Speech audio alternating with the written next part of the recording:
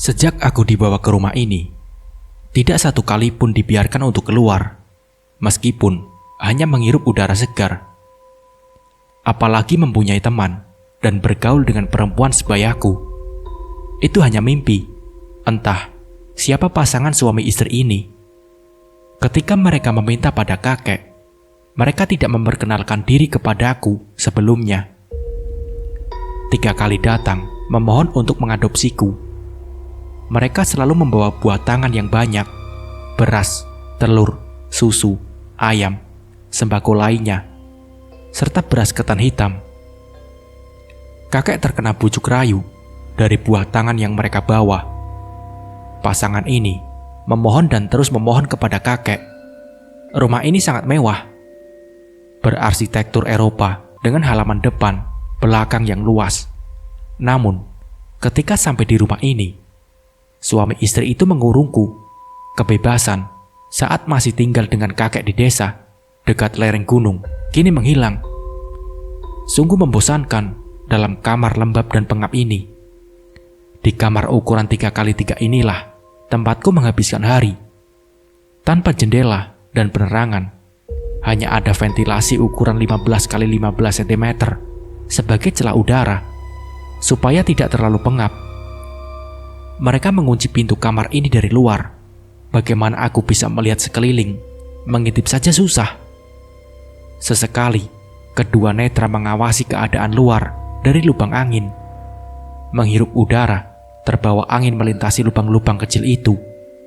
Mereka memberiku makan sehari sekali. Itu pun kalau mereka tidak lupa. Kalau mereka lupa, terpaksa harus menahan rasa lapar yang mendera. Mereka hanya memberiku makan pada malam hari. Besoknya, aku harus puasa. Alangkah terkejutnya ketika kakek memanggilku saat sedang bermain bersama teman-teman. Mereka ingin mengadopsi Munduk, kata kakek waktu itu. Aku terdiam, mengawasi pasangan ini. Mereka nampak jijik atau apalah ketika pasangan netra mereka menatapku. Aku mau di sini saja, kek, sahutku. Kamu harus ikut mereka, bentak kakek. Dengan berat hati, aku mengikuti mereka pergi, meninggalkan teman-teman dan kakek. Namun tampaknya kakek tidak sedih sama sekali. Toh banyak cucu-cucunya yang lain yang ada di rumah menggantikanku. 2 bulan sudah aku terkurung dalam kamar ini. Mereka selalu pergi, entah kemana saja. Ketika pulang, kadang mereka membawakanku hadiah berupa boneka, memberiku bunga-bunga yang wangi. Mungkin untuk menghilangkan bau apek kamar ini. Tidak banyak yang bisa kulakukan. Malam ini, mereka berdua duduk bersimpuh memberikan makanan lezat, lengkap dengan ayam panggang. Karena lapar, tidak sadar semuanya tandas olehku. Mereka bersikap baik, tetapi mengapa mengurungku dan tidak pernah mau mengajakku bercengkrama? Menjenuhkan memang, ketika kebebasan dirampas oleh mereka. Rambut panjangku yang tidak terurus kini awut-awutan bagi sapu ijuk. Lingkar mata menghitam karena sering menangis. Badan semakin hari semakin pucat pasi. Rumah megah ini selalu ditinggal oleh mereka. Pernah terdengar pasangan itu bercerita bahwa rumah ini sudah beberapa kali dimasuki maling. Iya, tidak heran memang. Rumah megah dan luas ini memiliki barang-barang berharga di dalamnya. Sering terdengar mereka mengatakan bahwa aku membawa keberuntungan. Namun mengapa mereka memperlakukanku seperti ini? Pernah ketika terdengar bel rumah berbunyi saat suami istri itu pergi. Aku berteriak sekuat tenaga meminta pertolongan. Namun kenyataannya mereka malah buru-buru pergi. Berkali-kali ingin mendobrak pintu terkunci ini, tetapi selalu gagal. Duk, kami mau pergi 2-3 hari. Kamu jaga rumah ya, kata wanita itu pada suatu malam. Aku hanya diam, duduk di tepian dipan kecil di sudut kamar.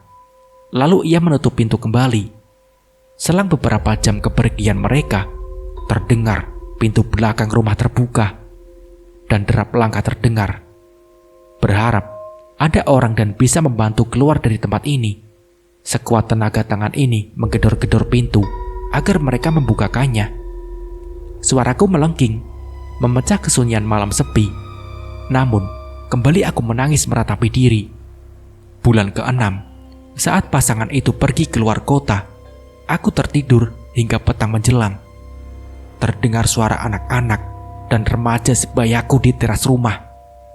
Ketika netra terbuka seutuhnya, terlihat cahaya lampu menerobos celah pintu yang sedikit terbuka. Aku melonjak girang. Pintu kamar ini lupa mereka kunci. Mendengar ramai di teras rumah, aku pun mendekati dan mengintip dari celah kaca jendela. Terdengar mereka membicarakan bibi dan paman. Apakah pasangan suami istri di rumah ini, paman dan bibi mereka? Mata mengintip dan jari menghitung orang-orang yang duduk di luar. Ada 4 orang, dan 2 laki-laki dan 2 perempuan. "Paman di mana?" kata perempuan berambut pendek berbaju merah. Sebaya denganku tampaknya. Tidak lama dari percakapan telepon itu, mereka pun pergi. Aku berteriak minta tolong dan mengetuk-utuk pintu. Namun, laju motor mereka makin kencang. Hanya perempuan yang menelpon tadi menoleh ke rumah ini dengan mengangkat bahu. Tega sekali mereka tidak menghiraukanku. Apa mereka tidak mendengar? Entahlah. Padahal suaraku sudah cukup keras. Malam pun tiba.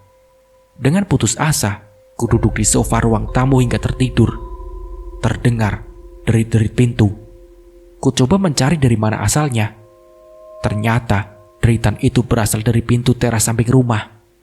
Dengan dada berdebar, ku berjingkat pelan, menyembunyikan diri di balik gorden. Mata linggis terlihat di celah pintu dan mereka mencoba menjebolnya. Ada yang tidak beres. Mereka bukan orang-orang baik tampaknya.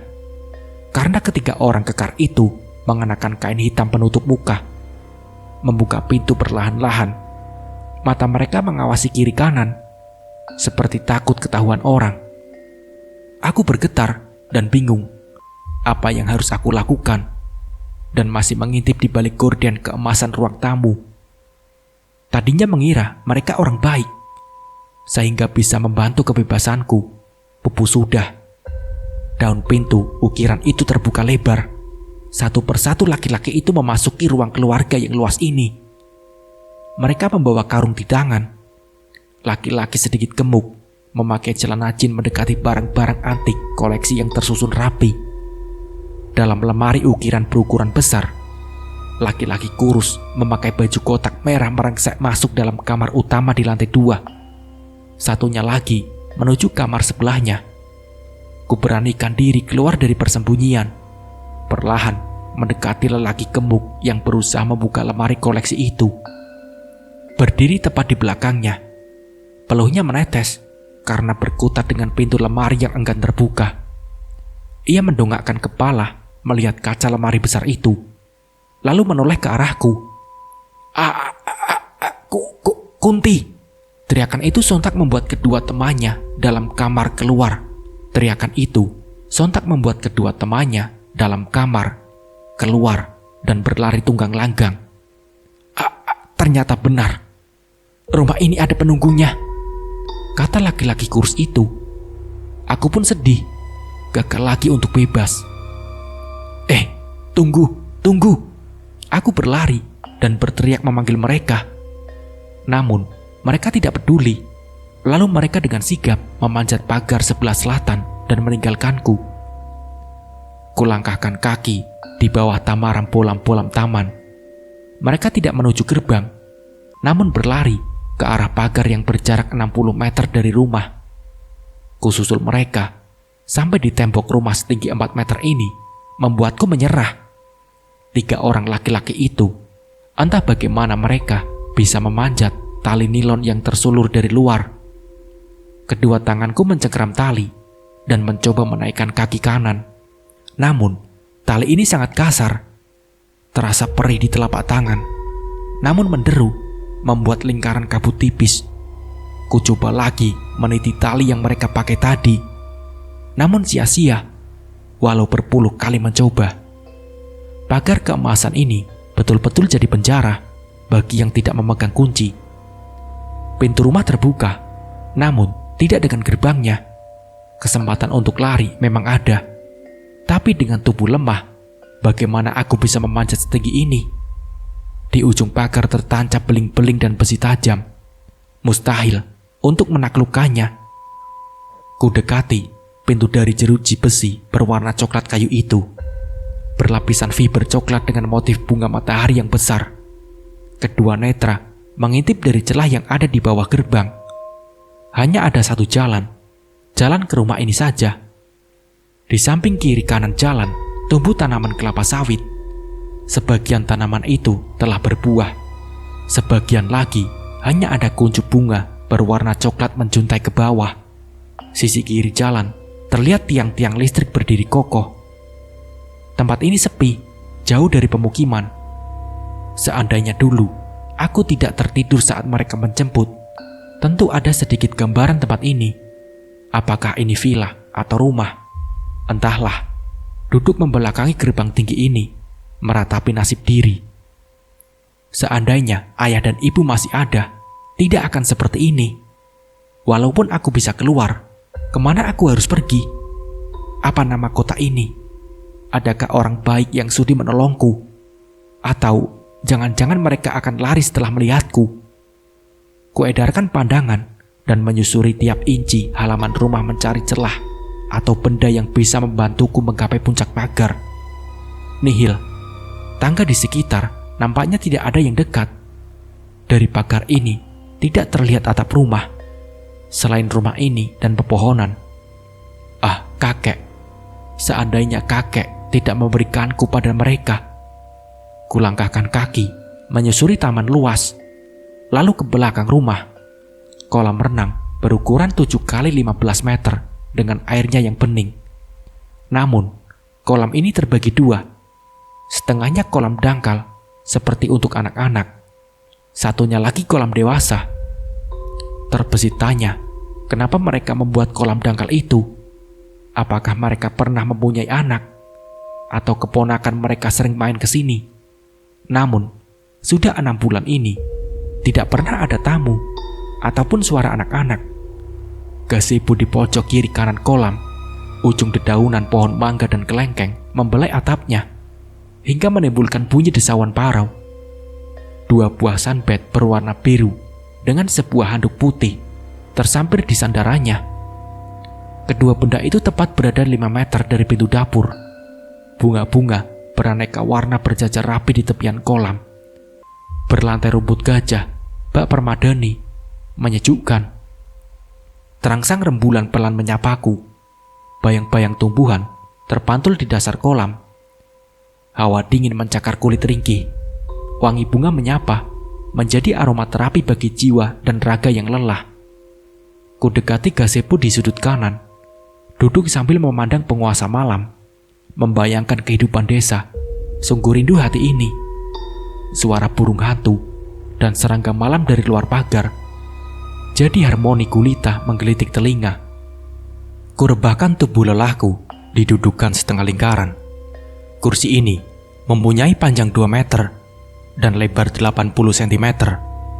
Di tengah ada sebuah meja, juga terbuat dari semen.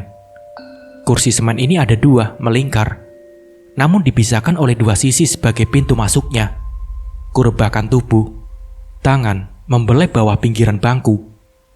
Tidak sengaja, tangan menyentuh sebuah benda di bawahnya. Gembok. Aku berjongkok, menunduk dan melihat benda itu. Apa fungsi gembok ini? Rasa penasaran memenuhi kepala. Ku ambil sebuah batu sekepalan orang dewasa. Benda itu sedikit terkubur di bawah pohon mangga. Kedua tangan mengangkat benda hitam ini. Lalu, kupukul benda yang tergantung di kaitannya. Tangan berkali-kali mengayunkan benda berat ini, menimbulkan dentingan dan suara-suara kasar, pertemuan antara batu dan gembok. Kupelankan pukulan, takut terdengar orang. Setelah bersusah payah memukulnya, gembok itu terlepas. Iya, ternyata semen tempat aku duduk seperti sebuah peti. Jika dilihat dari luar, gembok itu tidak akan terlihat, karena tepi bawahnya dibuat juntayan semen seperti spray rumbai. berukuran 10 cm. Pelan dan bersusah payah, aku angkat semen dudukan itu. Berat sekali, terbuka. Dudukan sebagai pintu ruangan itu kusandarkan di tepiannya. Ada tangga menuju ruangan bawah. Kutapaki satu persatu tangga semen yang dingin. Sampai di anak tangga kelima, langkahku tertahan. Sinar rembulan tidak mampu lagi menerobos ruangan bawah. Hawa pengap dan bau busuk menghujam indera penciuman. Kuputuskan untuk naik lagi ke atas, meletakkan kembali dudukan, mengaitkan kembali gembok yang terlepas rusak. Rasa penasaran lagi dan lagi bergelayutan di tepian mata. Rembulan perlahan tersingkir karena awan hitam. Tampaknya akan hujan. Gemericik hujan bagaikan merakas, harmoni yang indah. Kantuk menyapa netra, ditambah hembusan hawa dingin hujan, membuat mata mulai terkatup. Meringkukkan tubuh di atas kursi semen gazebo, lalu terlelap.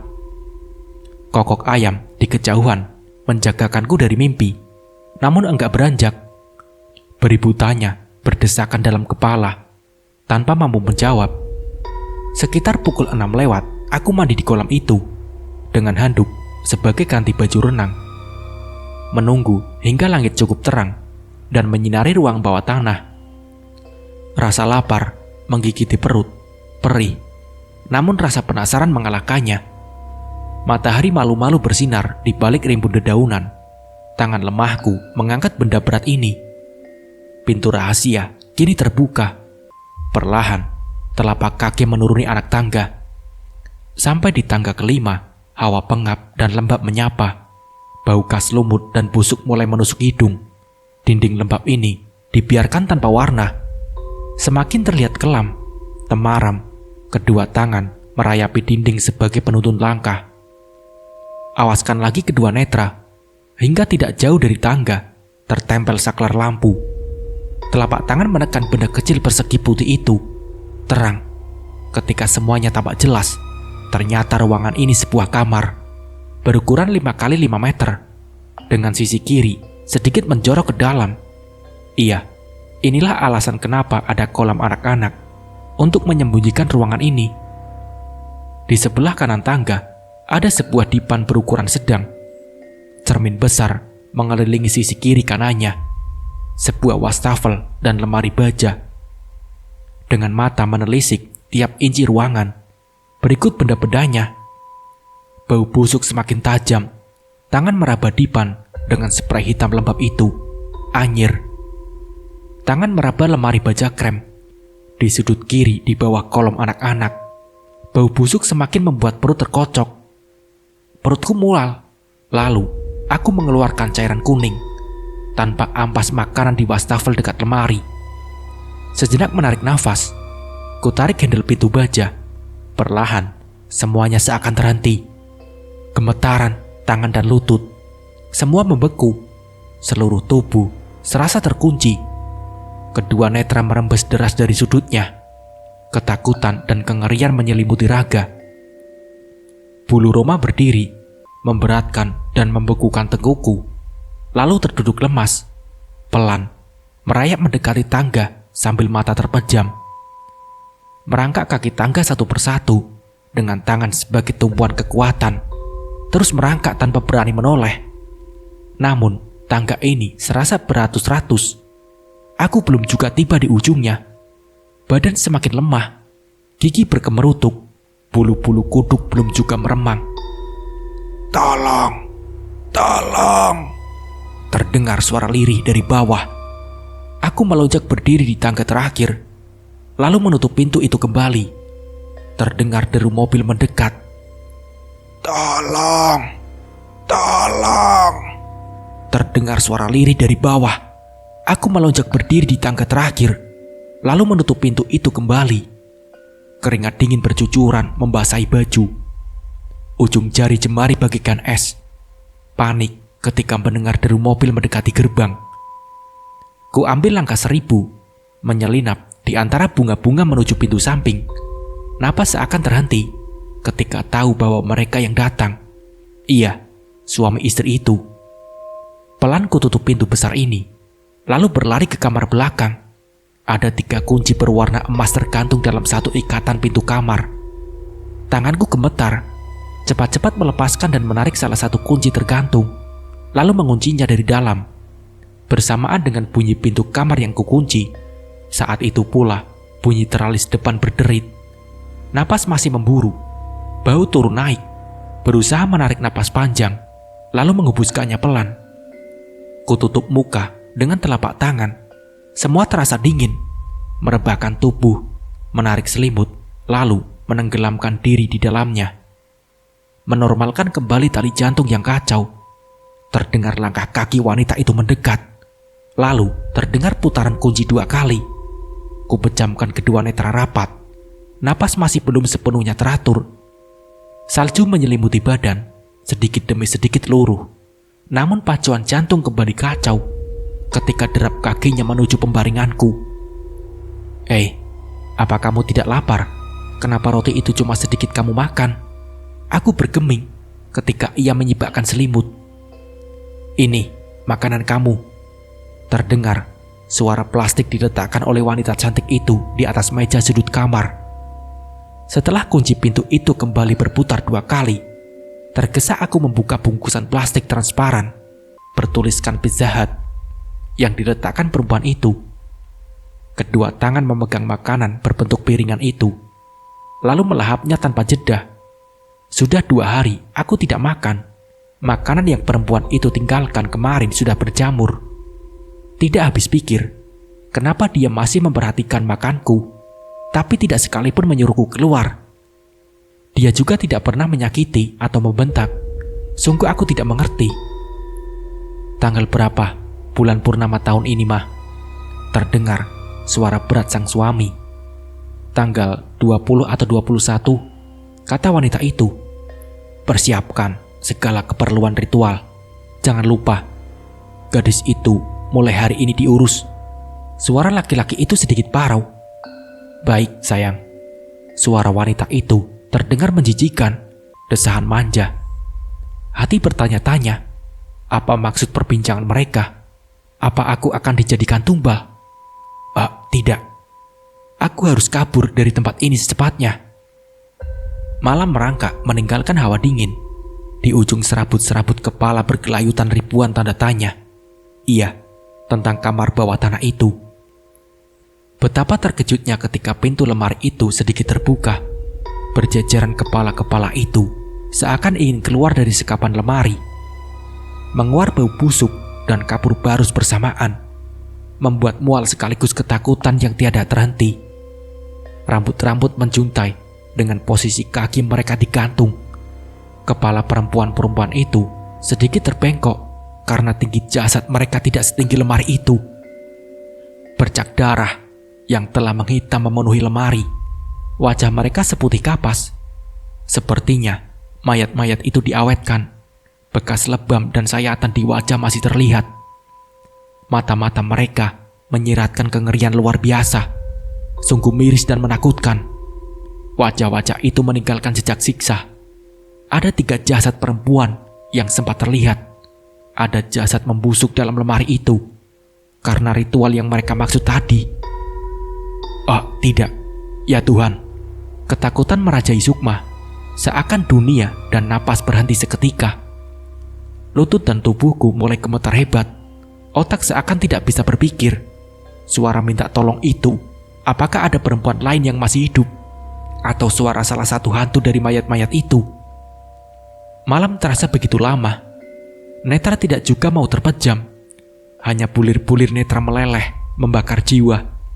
Meninggalkan isak sempit, perih, keadaan sepi. Berjingkat, kudekati pintu kamar. Setelah derap langkah perempuan dan suaminya itu menuju lantai atas, ku keluarkan kunci yang tadi sempat diambil. Gemetar saat tangan memasukkan dan memutar kunci. Ku tarik napas yang memburu, menyandarkan badan di balik pintu sejenak. Putaran kedua semakin membuat badanku bergemetar. Ku tekan handle pintu dan menariknya pelan. Sedikit terbuka, netra mengawasi sekeliling, merasa sepi. Lalu menyumbul kepala. Tangan kanan masih memegang handle pintu. Perlahan terlepas. Aku berlari menuju pintu depan. namun terkunci, menyelinap di balik gorden. Mata mengintai tangga, takut kalau mereka turun. Sepi, berlari lagi ke belakang menuju dapur, tetapi terkunci pula. Satu persatu, tangan menyibak gorden-gorden jendela, namun semua berteralis. Kekacauan hati membuat air mata tidak terbendung. Berlari lagi ke pintu samping, namun hati was-was karena pintu ini terlihat langsung dari lantai atas. Kulirik pintu kamar besar di lantai 2, sambil kaki melangkah menuju pintu yang kemarin malam sempat dirusak ketika laki-laki bertopeng itu. Kunci pintu masih tergantung di lubangnya. Ibu jari dan telunjuk menekan, memutar kunci hingga menimbulkan suara lumayan keras. Jantung serasa akan meloncat dari biliknya. Gemetar, lutut seakan tidak lagi mampu menopang raga. Mataku masih awas pada pintu kamar besar. Kutarik pelan handle-nya, terbuka. Bersamaan dengan terbukanya pintu di depanku, laki-laki tinggi berwajah dingin sudah berdiri di depan. Tangis pun pecah. Mata merah dan seringai buas jelas terlihat pada manik mata hitamnya. Lutut tidak mampu lagi menopang tubuh yang bergemetar hebat. Lemas, aku terduduk. Tangan kekar itu menyeretku ke dalam. Perempuan itu sudah bersedekap di atas tangga. Dia turun, lalu menuntun tangan kurus dan pucatku ke kamar. "Jangan kau lakukan lagi," bentak wanita itu. Aku mengangguk, tulang belulang serasa kehilangan otot-otot yang membungkusnya. Begitu perih, rapuh dan ngilu. Tangis tidak bisa terhenti. Pengap kamar dan hawa dingin menyesakkan dada. Dentang jam besar di ruangan tengah itu membuyarkan lamunan. Pukul 3, aku mengeluarkan kunci kamar yang dimasukkan dalam saku celana. Menggenggamnya erat, lalu membukakan lagi. Air mata membasahi telapak tangan dan kunci itu. Terdengar putaran kunci pintu kamar dibuka kasar. Kutarik selimut dan menyembunyikan wajah. Tanganku menyelipkan kunci di bawah kasur. "Kurang ajar kamu!" bentak wanita itu dengan setengah teriak. Tangannya menarik selimut dan menjambak rambut panjangku, memukul wajahku berkali-kali. Apa salahku?" kataku sambil bercucuran air mata. Dia mengernyitkan dahi, lalu menyiksaku lagi. Ampun, kataku. Dia terus memukul dan memukul, tanpa menjawab dan mendengar kata-kataku. Tidak lama kemudian, suami perempuan berambut gelombang sebahu itu mendekat. Kedua tangannya memapah benda hitam persegi yang mempunyai layar berbendar. Dia menunjukkannya kepadaku. Apa benda itu? Kenapa ada aku di dalamnya? Ya ampun, benda itu mengetahui apa yang telah aku lakukan dalam rumah ini. Yang lebih menakutkan, saat aku mengangkat pintu rahasia berbentuk kursi gazebo itu, saat film itu berhenti berputar, aku telah meringkuk dalam kamar. Semuanya terekam oleh benda itu. Bagaimana bisa? Seiring habisnya film di dalam layar itu, kedua tangan laki-laki berkulit sawo matang itu mendarat di kepala, mencengkram rambut sebagian terlepas. Perih, mukaku panas, bara api menjalar di sekujur tubuh, membakarku hingga mati rasa. Pukul 8, kedua netra terbuka. Terlonjak ketika ku dapati tubuhku sudah rapi dan bersih. Polesan lipstik tipis dan bedak, baju putih bersih, berenda merah jambu di dada dan lengan. Rambut yang kusuk kini rapi tergerai. Makanan dan buah sudah terhidang di atas meja. Laki-laki itu masuk dan tersenyum ramah. Aku membeku. Dia memperhatikan ujung kaki dan rambut dengan mata elangnya, menghirup aroma sampo dari rambut dan hidung bangirnya. Kutundukkan wajah ketika wajah itu mendekat dan membisikkan sesuatu di telinga. "Kamu sangat cantik," puji laki-laki di belakangku. Namun membuat bulu-bulu tengkukku berdiri. Deru tarikan dan hembusan nafasnya menyapu pipi dan telinga. Aku memejamkan mata, menarik napas pelan untuk menetralisir ketakutan. Beringsut sedikit, sehingga posisi benar-benar membelakanginya. "Rambut yang indah," pujinya. Tangan itu menyusuri kepala, hingga pinggang dengan sedikit remasan. Bulu-bulu di tengkukku semakin berdiri. Lalu terdengar isapan di ujung rambut panjangku. Laki-laki itu kini berpindah, duduk tepat di depanku, mengangkat wajah yang sengaja kusembunyikan dengan telapak tangannya. Begitu menyejukkan. Pandangan yang teduh sangat berbeda ketika ia menjambak rambutku semalam. Apakah ia sakit atau benar-benar tertarik padaku? Tidak mungkin. Istrinya sempurna. Pah, suara wanita itu begitu melengking, membuat pria di sampingku segera berdiri, melangkah keluar dan menutup pintu kembali. Iya, ada apa? Jawab suaminya sambil menuju sang istri. Entah apa yang mereka perbincangkan. Pikiranku berkecamuk. Sedih, takut, sedikit tenang, ngeri, semua jadi satu. Perut berbunyi. Lalu kurai nasi serta lauk yang telah tersedia di atas meja. Melahapnya hingga tandas. Tak lama, terdengar langkah laki-laki itu melewati kamarku. Mungkin dia akan ke dapur. Namun langkah itu terhenti, walau terlewat 2-3 langkah dari pintu kamar. "Mah, jangan lupa bunga 7 rupanya," seru suara itu dengan lantang. Bunyi teralis dikunci. Suara mobil meninggalkan pelataran parkir.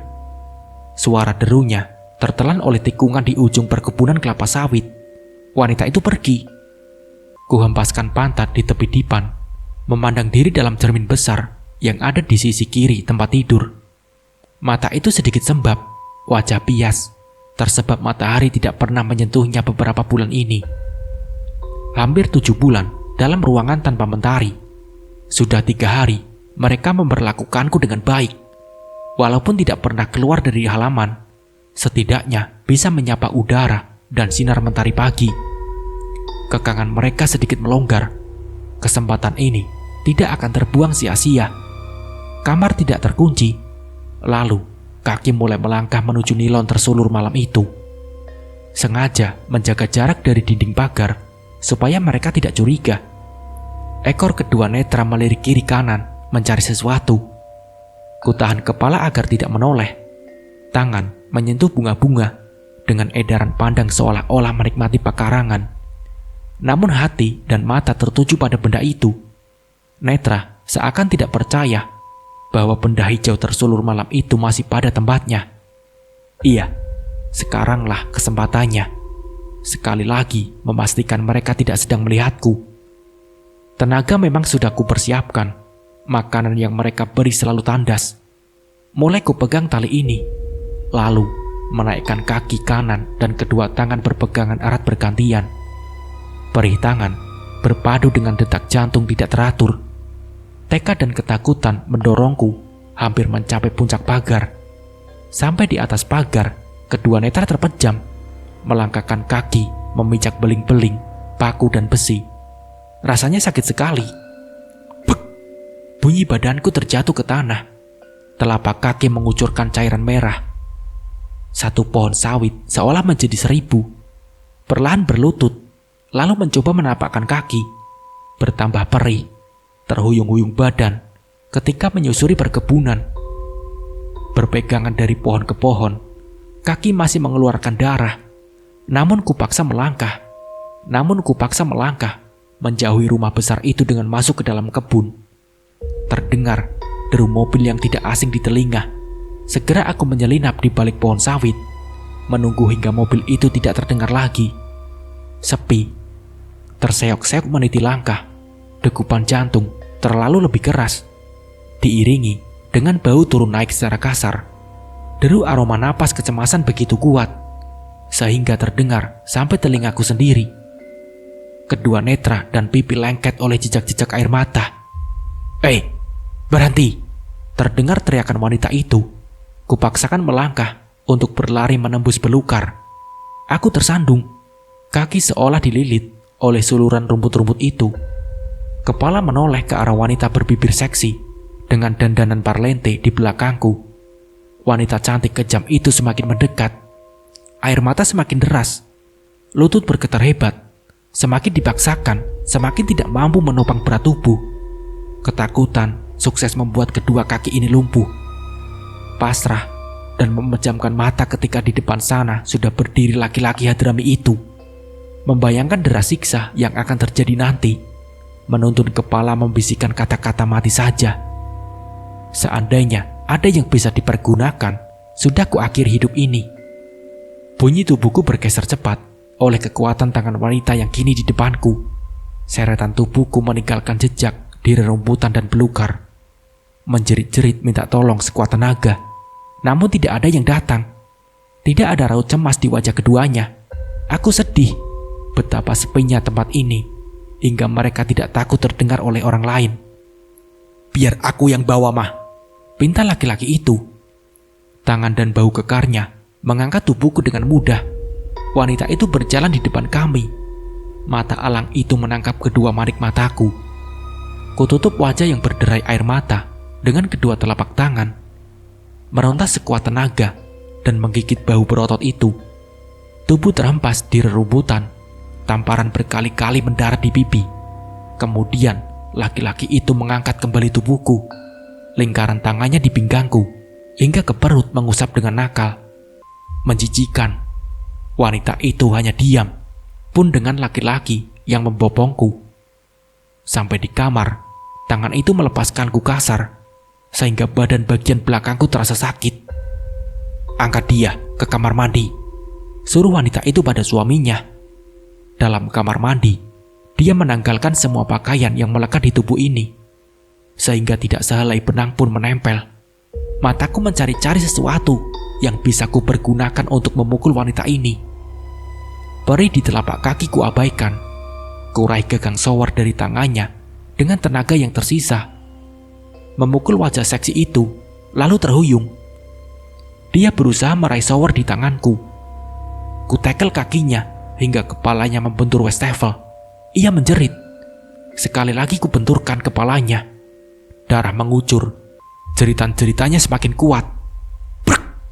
Pintu fiber itu terbuka oleh tendangan suaminya. Bersimpuh di sudut kamar mandi, dengan memegang baju yang terlepas sebagai penutup tubuh, laki-laki itu membawa wanita itu keluar. Segera ku pakai baju di tangan dengan gemetar. Ternyata laki-laki itu sudah berdiri di ambang pintu. Kutundukkan wajah dalam-dalam. Kemudian ia mendekat dan menyeret tanganku ke dalam kamar. "Kau harus ganti pakaian," pinta laki-laki itu dengan bentakan. Lalu keluar. Setelah berganti pakaian, duduk dengan isakan yang hampir hilang. Begitupun dengan suara, tenggelam oleh seduh sedan juga air mata. Kuabaikan perih kaki yang masih berdarah, juga rambut dan muka acak-acakan. Tidak lama, laki-laki itu kembali dengan tali, lakban, juga gunting di tangan. Dia melengkungkan kedua tanganku ke belakang, lalu mengikatnya, berusaha berontak dan coba berdiri.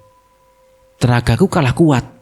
Lalu, ia mengikat kaki, juga menempelkan lakban hitam lebar itu ke mulutku berkali-kali. "Bu Deti, Bu, Pak Nedi," terdengar seruan seorang laki-laki. "Iya, di atas, Dok." Suara laki-laki itu terdengar sedikit menuruni anak tangga. Mendengar derap langkah kaki itu ke atas, aku berusaha mendekati pintu, lalu membentur-benturkan badan di sana, berharap seseorang itu mendengar. Tidak lama kemudian, suaminya dan dokter itu turun. "Suara apa itu, Andy?" tanya sang dokter. Biasa kucing sayangan Deti mau keluar, jadi melompat membentur kaca," jawabnya. Hening, hanya suara mobil yang kian menjauh. Malam mulai tiba. Perempuan dan laki-laki itu menghampiriku di kamar. Beringsut ke sudut kamar sambil memegangi kedua lutut. Tubuh bergemetar. Netra masih saja mengeluarkan air deras. Di tangan perempuan itu menggenggam kain transparan putih, juga dalaman berwarna hitam. Ratna, pakai ini. Buruan!" bentak Bu Deti sambil melemparkan kain putih dan dalaman di tangannya. Lalu mereka keluar. Lama ku pandangi, ternyata baju.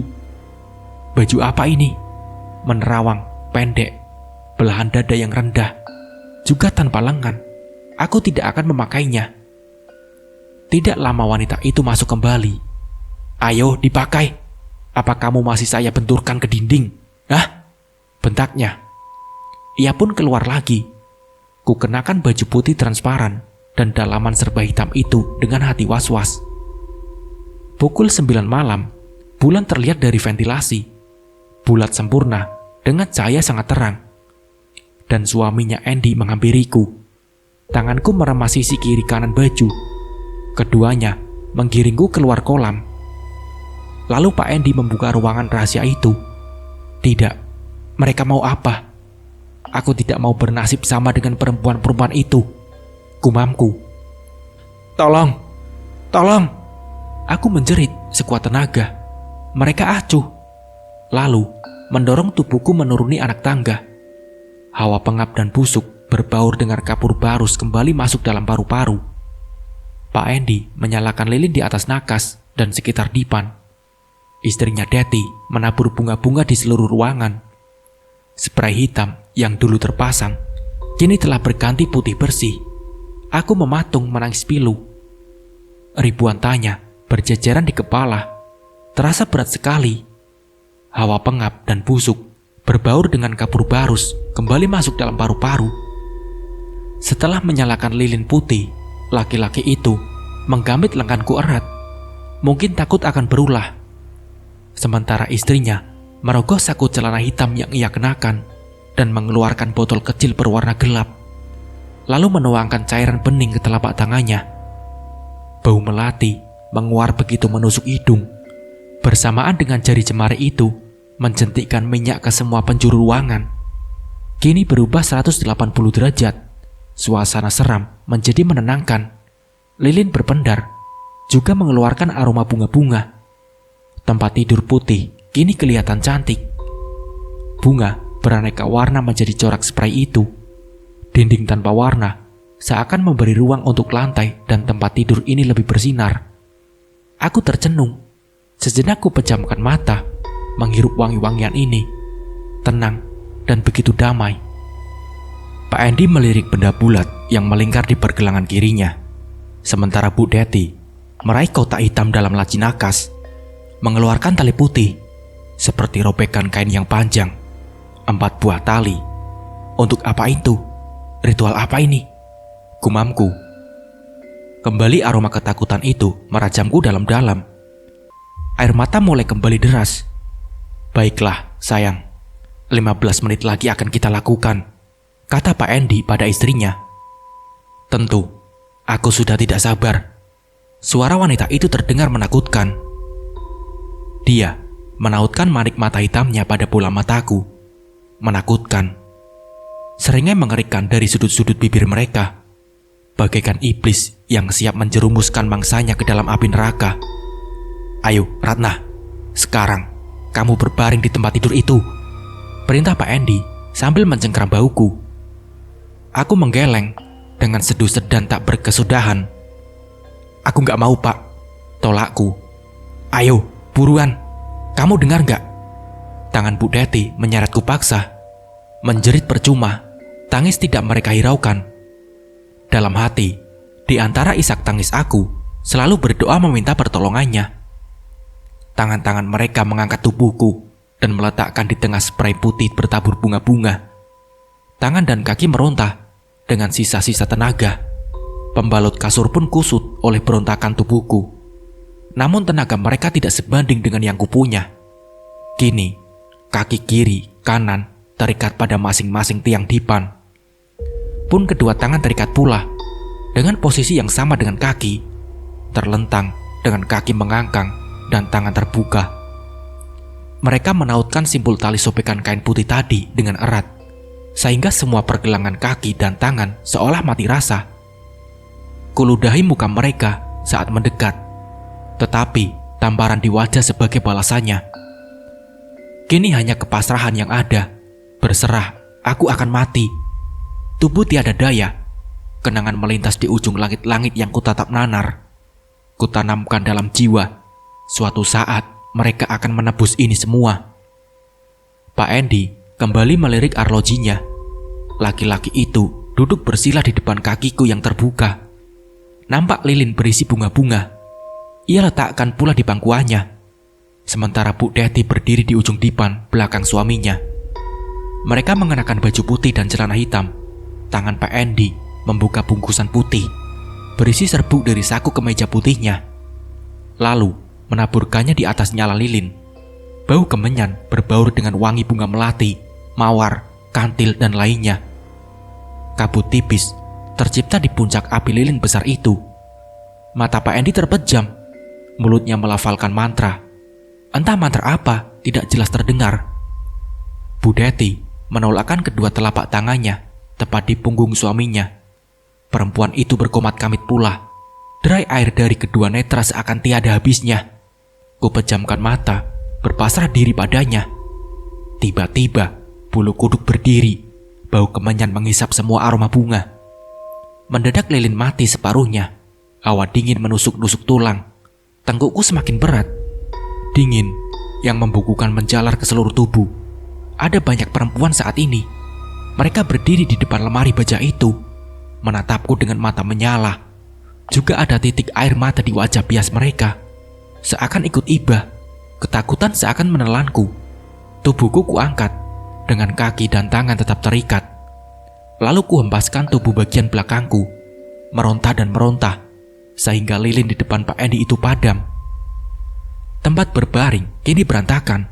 Spray pun terlepas. Pakaianku tersibak, tidak lagi menutupi tubuh ini.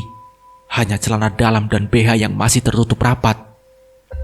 Sayang, kalau ritual ini selesai, kamu naik ke atas dulu ya, kata Pak Endi pada Bu Deti. Iya Pak, jawab Bu Deti singkat. Aku terus meronta dan menjerit. Bu Deti mendekati, lalu menekan kepalaku kuat. Berkali-kali wajah yang cantik itu jadi sasaran salivah. Dia pun menampar wajah ini berkali-kali, menekan leher ini hingga penglihatan menjadi buram. Kini, seakan ada berpuluh-puluh perempuan di kamar ini. Perempuan-perempuan itu bukanlah mereka yang di dalam lemari. Apa mereka masih hidup? Perlahan, pandangan pun meremang lalu gelap. Tubuh ini terasa ringan sekali. Kedua netra pun kini perlahan terbuka. Namun tubuh tidak bisa digerakkan. Pak Endi membuka semua pakaian yang kukenakan, sehingga tidak sehelai benang pun melekat di tubuh ini. Bu Deti, kemana dia? Kini, dalam kamar terkutuk ini, hanya ada aku dan Pak Endi. Ketiga perempuan itu, mengapa mereka masih tetap berdiri di sana? Pak Endi, apa yang dia lakukan? Laki-laki itu melepaskan semua pakaiannya pula. Ku pejamkan mata. Tidak, apa dia akan memperkosaku?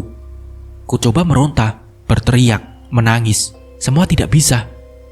Perlahan laki-laki bajingan ini naik di atas tubuhku. Hanya ada air mata yang menyaksikan kebejatan nafsu binatangnya. Tubuh ini tidak bertenaga. Jemari pun tidak kuasa bergerak. Tidak lama, laki-laki itu menikmati tubuhku. Ia pun menenguh keras, seperti suara kerbau. Tubuhnya bergetar bagai ikan yang diangkat ke daratan. Lalu tumbang menindih badan tidak berdaya ini. Cepat-cepat laki-laki itu memakaikan pakaianku yang dia lepas. Juga mengenakan kembali pakaiannya, rapi. Sayang, lihatlah, uangnya banyak sekali. Terdengar suara Bu Deti bersamaan dengan derap kakinya menuruni anak tangga. Iya, aku tahu. Sekarang selesai. Kamu puas mah? Tanya Pak Endi pada istrinya. Perempuan itu mengangguk tersenyum. Muak sekali melihat muka mereka berdua. Kini, aku hanya bisa menangis. Bara dalam sekam perlahan membakarku berapi-api. Selang beberapa menit setelah perempuan itu memperlihatkan uang yang banyak, ia meletakkan uang-uang itu di lantai dekat tangga. Perlahan, ia berjalan dan membuka nakas kembali. Mengambil jerikan-jerikan putih, jarum suntik, sarung tangan, juga masker yang ada dalam laci. Benda apa itu? Untuk apa itu semua? Cairan apa lagi dalam jerikan itu? Perempuan itu menunduk dan menarik sesuatu dari kolong dipan. Sebuah bak mandi tanpa kaki berwarna putih. Dia menuangkan cairan dari benda-benda putih itu, memakai sarung tangan dan masker. Malam kian merangkak gulita, seiring meredupnya lilin di ruangan terkutuk ini. Hembusan angin seakan mengoyak kulit. Entah dari mana datangnya sang lembayu. Tubuhku beku, tetapi terasa ringan sekali. Bu Deti dan Pak Endi menggotongku ke dalam bed putih yang tadi dikeluarkan wanita itu dari kolong dipan. Memandikan dan merendamku dengan cairan dalam jerikan-jerikan itu, hingga gigil mencabik-cabik sampai ke dasar tulang. Kini aku terpejam. Keesokan hari, perempuan itu mencelupkan ujung jarum dalam jerigen. Lalu cairan itu tersedot dalam benda ramping itu sampai penuh. Ia menyuntikkannya hampir di setiap bagian tubuhku. Sakit, perih, dan semakin lama terasa berat. Mata jarum tertancap berkali-kali dekat kedua netra, pun begitu pada setiap bagian tubuh yang berongga. Entah berapa liter lagi cairan itu bersemayam dalam tubuh ini, menggantikan aliran darah di sekujur badan. Aku sudah tidak berdaya. Semua terlihat kelam. Hanya bayang-bayang yang berdiri dekat lemari baja sebagai temanku. Iya, mereka berlima, dalam keadaan terbaring di kamar gelap ini. Pak Endi beberapa kali mengunjungiku, mengajak bercengkerama mesra, menyatu tanpa ragu. Deru napas berpacu seirama riak gerakan kasar juga gemulai. Namun, aku telah membisu dan hanya bisa pasrah menyaksikan dalam keheningan jiwa raga. Laki-laki itu akan kejang-kejang dan menimpa tubuhku. Setelah berpakaian rapi, benda hitam persegi panjang itu berbunyi.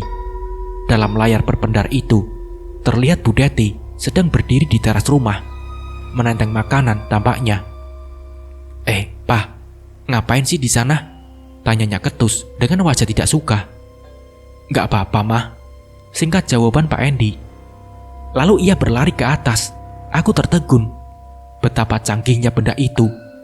Bu Deti hanya menengadah menghadap pintu. Maka ia akan muncul di layar gawai suaminya.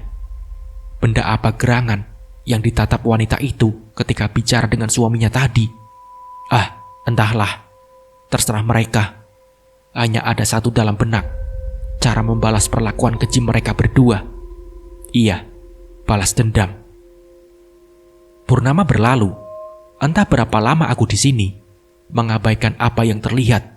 Wanita-wanita dalam lemari selalu memandang iba saat menatap.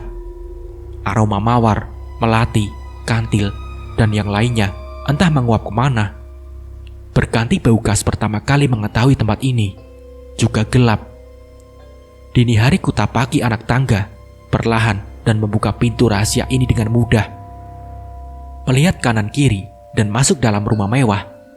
Saat melintas kamar di mana dulu aku disekap, langkah terhenti ketika mendengar lirik isakan seseorang. Lalu kubuka pintunya.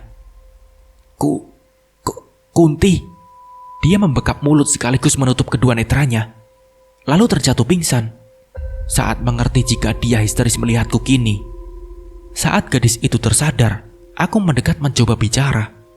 Namun suaraku enggan keluar, tercekat dalam dada saja. Kulangkahkan kaki mengitari semua ruangan, mencari kertas dan pena. Baru aku sadari, rumah ini sedang ditinggal pemiliknya. Iya, mereka tidak ada. Cepat-cepat kutulis dalam lembaran putih ini, menceritakan semua yang telah kualami. Dan aku tidak mau kalau wanita ini mengalami hal yang sama. Juga perihal kamera yang terpasang di mana-mana. Nita, nama wanita yang berada di kamarku dulu. Ia masih saja ketakutan tatkala menatap wajah pias tanpa darah dan rambut yang tergerai ini. Ternyata ia tanggap dengan apa yang tertulis. Kuajak ia menuruni ruang bawah tanah. Jeritan-jeritan histeris dari mulutnya seakan melangit. Gemetar tubuh yang dulu kurasa seolah berpindah pada gadis berambut keriting hitam manis ini. Kedua lutut itu seakan menahan sakit teramat sangat, sehingga tidak kuat menopang tubuh. Ia pingsan. Kubopong tubuh mungilnya, membawa dan membaringkan kembali dalam kamar rumah mewah ini. Menyelimutinya dan menatap ia iba. Gadis ini harapan untuk bisa mencari bantuan. Bagaimanapun caranya, ia harus keluar dari sini mencari pertolongan. Subuh hampir menjelang. Terlihat Nita mengerjap-ngerjapkan kedua netra yang enggan terbuka. Ia melihat tubuhnya seakan tidak percaya dan memeriksa pintu kamar yang terkunci. Lalu Nita meringkuk di sudut pembaringan sambil terisak pilu. Sementara aku hanya menyaksikannya dari balik pintu. 3 malam, kami pun mulai terbiasa. Berbagai cerita dengan kisah-kisah kami. Apa yang ia alami sama persis yang telah terjadi padaku dulu. Tidak jarang, kami tidak tahu apa maksud dari kata-kata kami sendiri. Maka dari itu, kertas dan pena sebagai penyampai pesan yang purna. Nita menekan ke bawah tombol sekering. Seketika, semua aliran itu terputus.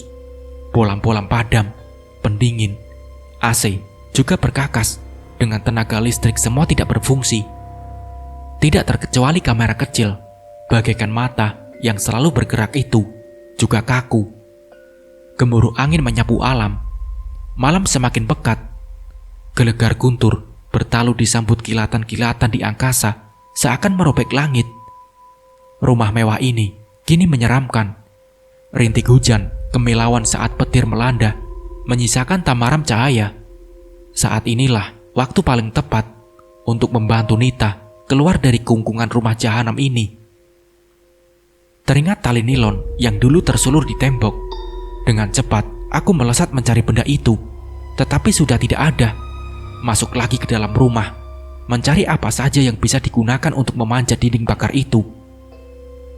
Lihat Ratna, ini ada tangga, kata Nita dari dalam gudang. Aku segera menghampirinya. Kami berdua memanggul tangga stainless terlipat bersama-sama. Tidak lupa memakaikan Nita sepatu bertapak keras punya Bu Deti.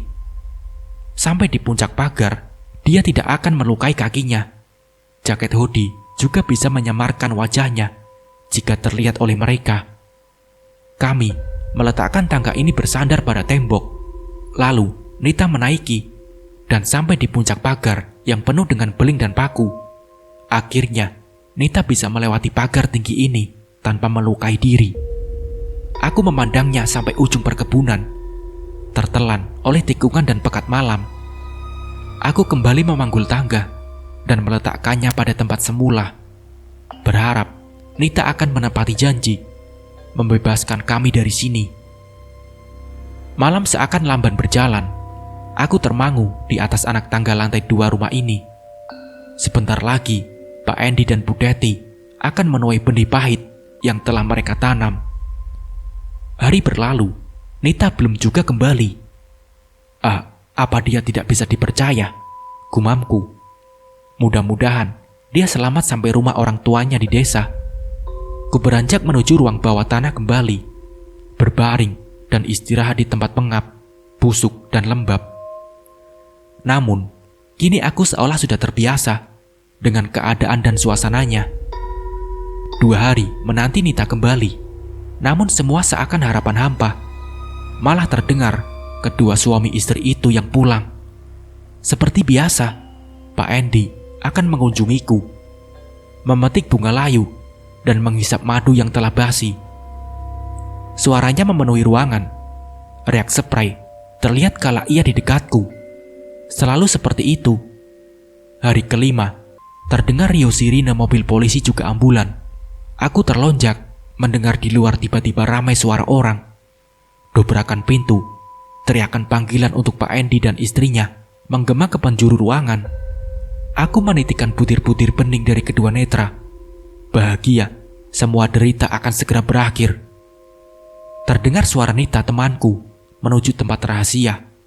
Perbincangan seakan tiada henti. Suara ibu-ibu, bapak-bapak terdengar riuh. Mulut mereka merangkai kata rekaan tentang apa yang mereka lihat dan dengar. Sirine terus berbunyi tiada henti. Derap langkah setengah berlari menuju tempat ini.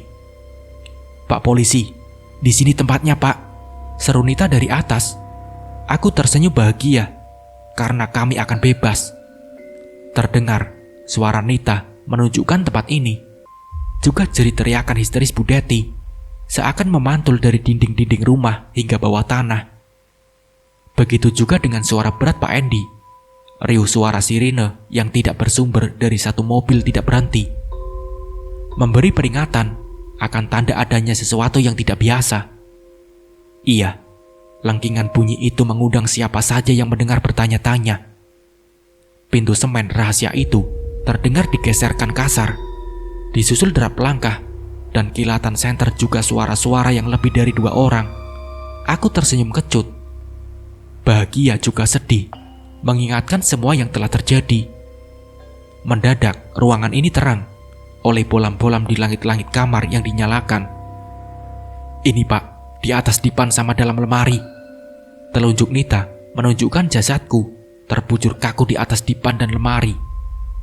Ada 6 orang berseragam coklat. Telunjuk Nita menunjukkan aku yang terbujur kaku di atas dipan dan lemari. Ada 6 orang berseragam coklat, juga Nita. Mereka memakai masker. Ada yang terlihat bergidik, muntah, juga ketakutan dalam sorot mata mereka.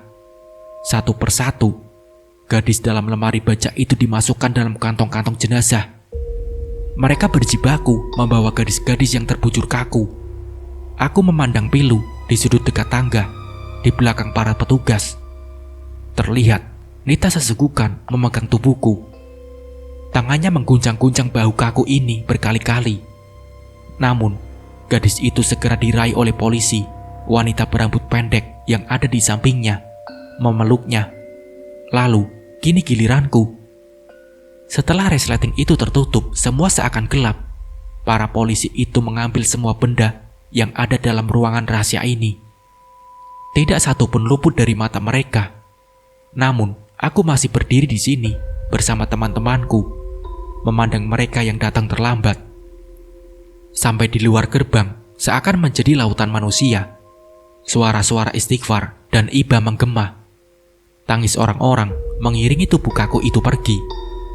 Para awak media juga berdesakan, berusaha mewawancarai salah satu petugas. Aku dan kedua temanku lega, juga merasakan duka. Setidaknya, tidak akan ada lagi korban jiwa. Pak, bisa dijelaskan bagaimana kronologis kejadian sehingga ditemukannya jenazah-jenazah itu? Tanya reporter salah satu TV swasta. Nanti kami jelaskan setelah selesai penyelidikan dan otopsi ya. Jelas Pak polisi berkulit putih. Beberapa jam kemudian, aku dan teman-temanku melihat di setiap stasiun televisi penuh dengan berita rumah mewah ini. Wajah suami istri itu dan 5 kantung mayat ada dalam layar besar itu. Pemirsa, telah ditemukan 5 jasad dalam sebuah ruang rahasia di sebuah rumah mewah di bilangan Puncak Bogor. Rumah ini dulunya sebuah villa milik pengusaha ternama. Namun 5 tahun terakhir, villa ini dijadikan rumah tinggal oleh mereka. Jelas pembawa acara dalam televisi. Aku memandangi seksama gambar di layar flat berukuran sebuah lemari itu. Permisi Pak, bisa dijelaskan identitas dan hasil otopsi para korban? Tanya reporter kepada Kapolsek setempat. Berdasarkan hasil identifikasi dan otopsi, kelima jenazah perempuan ini adalah Ratna Puspita, Dewi Lestari, Sucianti, Ratmi dan Sulastri. Kelima jenazah positif diawetkan menggunakan formalin. Sebelum dan setelah kematian para gadis ini telah disetubuhi oleh sang pemilik rumah, yaitu Pak Endi. Jawab Pak polisi. Lalu, apa motif dari pembunuhan ini Pak? Tanya reporter itu lagi. Motifnya, karena Pak Endi ini mengalami kelainan seks, namun ditutupi dari sang istri dengan dalih tumbal pesugihan. Jelas Kapolsek. Kini, perempuan berusia 45 tahun dan suaminya 47 tahun itu kena vonis seumur hidup karena telah membunuh 5 orang gadis. 3 diantaranya sosok perawan desa yang mengidap kesulitan bicara ekspresif hingga dewasa. Salah satunya aku. Mereka sengaja mencari gadis-gadis dari keluarga tidak mampu dan jauh dari jangkauan, dengan alasan orang tua atau wali mereka tidak akan bisa mencari jejak anak-anaknya. Iya, seperti aku. Saat ini, kakek tahu atau tidak atas apa yang telah menimpaku. Pak Endi menutupi kelainan seks yang dideritanya dari sang istri. Dengan dalih tumbal pesugihan, ia berhasil memuaskan hasratnya kepada jasad-jasad gadis malang yang telah diawetkan dengan rendaman dan suntikan formalin itu. Laki-laki parubaya itu pengidap nekrofilia sejak puluhan tahun silam. Uang yang sengaja disiapkan Pak Endi setiap kali ritual pesugihannya menutup mata dan hati Bu Deti. Tidak sedikit pun curiga, walaupun sering memergoki sang suami mengunjungi ruang bawah tanah ini tanpanya. Bertahun, rahasia itu tersimpan rapi. Namun, seorang gadis desa bernama Ratna menguak misteri rumah ini melalui teman barunya, yaitu Nita. Teman yang sudah terpisah dunia. Iya, akulah yang mereka maksud, yang telah memberi jalan terbukanya kekejian Pak Endi dan Bu Deti. Ku pejamkan mata, menembus ruang dan waktu. "Apa kabar Bu Deti?" Sapaku dengan seringai yang terbakar dendam, dan tertawa nyaring menggema ke seluruh penjuru sel. Kedua netranya membulat, terperanjat, dan berteriak ketakutan melihatku duduk di ujung kakinya yang sedang terbaring, dengan rambut tergerai ke depan. Kedua tanganku seakan siap menerkam lehernya. Tiba-tiba, dua orang petugas setengah berlari menghampiri Bu Deti dalam jeruji ini. Napi lainnya menyingkir ke sisi ruangan yang kosong, menjauh dari perempuan itu. "Hei, perempuan gila, berhenti teriak!" bentak ibu bertubuh kurus yang satu sel dengan Bu Deti. Aku terkikik senang. Orang-orang menganggapnya gila. Petugas itu menatap heran dan kesal melihat tingkah Bu Deti berteriak-teriak menutupi wajah dan memalingkan muka ke tembok. Ia bersimpu di sudut sel dengan tubuh bergemetar dan wajah pucat pasi. Aku memandang dan meniup tengkuk putih mulusnya. Ia menggigil seperti menahan pipis. Telapak tangan sedikit terbuka. Kedua bola mata mengintip dari celah jemari. Urat-urat tegang di wajah putih mulusnya kembali menyembul. "Tolong, hantu!" Seketika, Bu Deti memeluk napi yang lain. Ketika melihat wajah piasku terlihat jejak jemari dan noda darah. "Bu Deti, aku di sini." Aku melayang di udara dengan posisi terlentang menghadap ke bawah. Tepat di atas muka perempuan ini, rambutku tergerai menyentuh wajahnya yang sedang terbaring. Rambut dan gaun putih yang dikenakan tertarik gravitasi, bergoyang oleh embusan angin. Ampun Ratna," mohon Bu Deti dengan jerit histeris. "Woi, kamu gila apa? Makanya jadi manusia yang benar, supaya nggak dihantui rasa bersalah," bentak petugas berkulit hitam. Aku tertawa. Tolong keluarkan aku dari sini, Pak," mohon Bu Deti dengan derai air mata. Bu Deti histeris ketika melihat rambutku yang kusuk tergerai ke depan, menutupi separuh wajah, dan kuku tajam menyembul dari jemariku. Aku mendekat dan menyentuh perempuan di depanku ini. Seketika, tubuhku terasa sedikit kaku dan berat. Pukul 2 dini hari, ketika semua penghuni sel terlelap, kedua tangan mulus kini menjadi bagian tubuhku. Perlahan, terarah ke leher Jenjang yang setengah tidak sadar, lalu mencekiknya sekuat tenaga.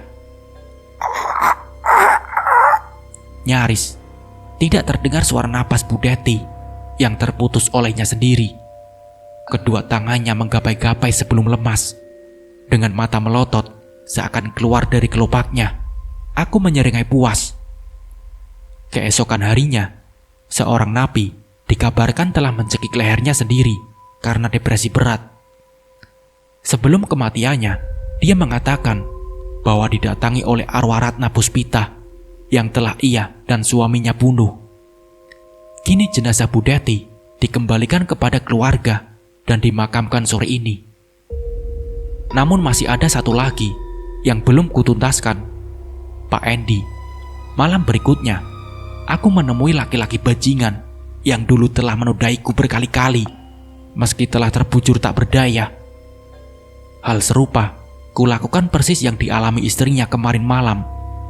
Pak Endi mencekik dirinya sendiri setelah berteriak-teriak histeris. Namun dendamku belum tuntas.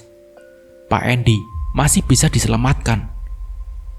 Sebulan berlalu, Pak Endi divonis menderita depresi berat dan mendekati gila. Laki-laki itu kini dipindahkan ke rumah sakit jiwa. Aku menguntitnya kemana ia pergi, menampakkan wajahku tepat di mukanya atau dari kejauhan, sehingga gilanya tidak terobati. Malam ini, pukul 02.00, ku dekati tubuh tergolek lemah. Wajahnya pucat berantakan, rambut kusut, dan tubuh yang semakin ringkih. Hal serupa yang kulakukan pada istrinya dulu. Laki-laki itu pun mati di kamar rumah sakit dengan mata melotot dan lebam bekas jemari di leher yang telah menghitam. Kini aku bisa tenang, kembali lagi ke rumah mewah, di mana kini aku merasa nyaman untuk tinggal bersama teman-teman senasibku. Aku bisa menampakkan wajah di dekatmu dengan sekejap mata. Wajah pucat, baju putih menyapu lantai, dan rambut kusut tergerai ke depan. Pastikan kalian tidak membeli rumah ini karena ada kami di sini. Nah, seperti itulah ceritanya. Semoga dari cerita ini kita bisa mengambil hikmah dan pembelajarannya. Mungkin cukup sekian dari saya. Wassalamualaikum warahmatullahi wabarakatuh.